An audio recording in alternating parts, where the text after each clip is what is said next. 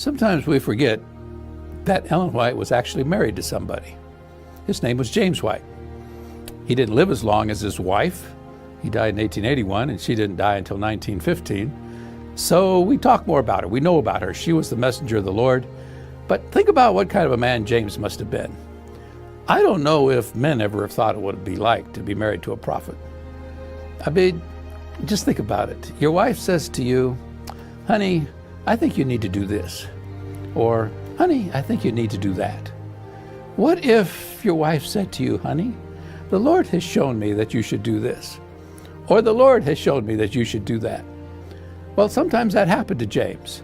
And James was a strong personality. He would not naturally just do what somebody tells him to do. And yet, the evidence is that over and over, when God spoke through Ellen White with a special message for her husband, he accepted. Now, he didn't always know exactly how to make things happen. Think about the first paper, our first little paper, The Present Truth. She had the vision in late 1848, and she was shown that this paper would be small at first, and it should be like streams of light that would go clear around the world. That's November 18, 1848. And when she came out of the vision, she told him that he should start a little paper. He had no idea how to start a paper. Now, that's different than refusing. He just didn't know how to do it. And it wasn't until July of 1849, so several months later, that James White actually brought out the first issue of The Present Truth. Throughout his life, he was always doing things. He was a very active man. I think sometimes he may have embarrassed his wife a little bit because he was so energetic and so creative and all. One time she was not feeling well. She was sick, and they were traveling. And they came into Kalamazoo, Michigan, and they had speaking appointments there. They were going to get off the train in Kalamazoo. As I say, she didn't feel good anyway, but it was the state fair was going on, and the platform was just packed full of people. And so James is looking out the window. He knows his wife doesn't feel good, and he's thinking, how in the world am I going to get us off here? Because everybody's going to be, as soon as the train stops, everybody's going to be pushing onto the train, and we've got to try to get off, and she's not feeling good anyway. So he came up with one of his creative ideas.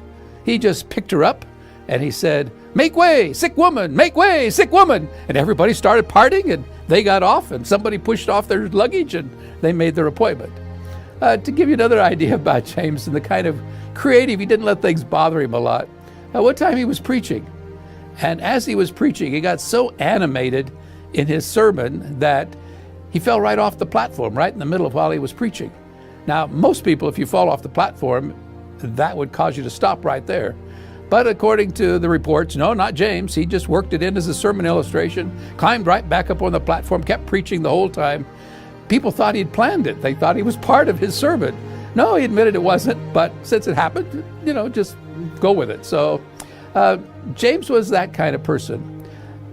James was a great builder.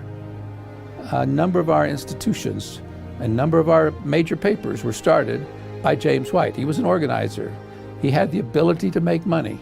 He had the ability to raise money.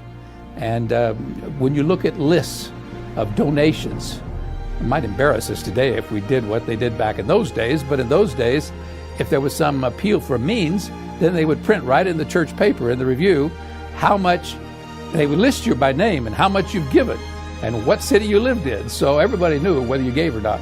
But James and Ellen were always right at the top of the list. They gave to everything. And James had to make money. I mean, how else could he make all those kind of donations? Some from the royalties from his wife's books, and some, of course, from things that he sold and things that he did. But he was a very creative individual, and I know sometimes I've asked young girls when they look at these pictures of James and Ellen White, and he, of course, is bald-headed, and he's got a big beard, and he looks old, and I'll say to the girls, what do you think Ellen saw in him? Why do you think she ever wanted to marry him? And, of course, they usually laugh, but what she saw in him was a creative man who was thoroughly committed to God, and one that loved her.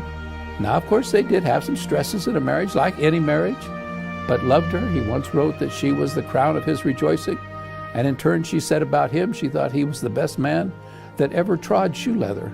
So they had a working relationship focused on advancing the kingdom of God, one that was built on mutual respect, and one that when you get to know James a little bit, you can understand what she saw in him.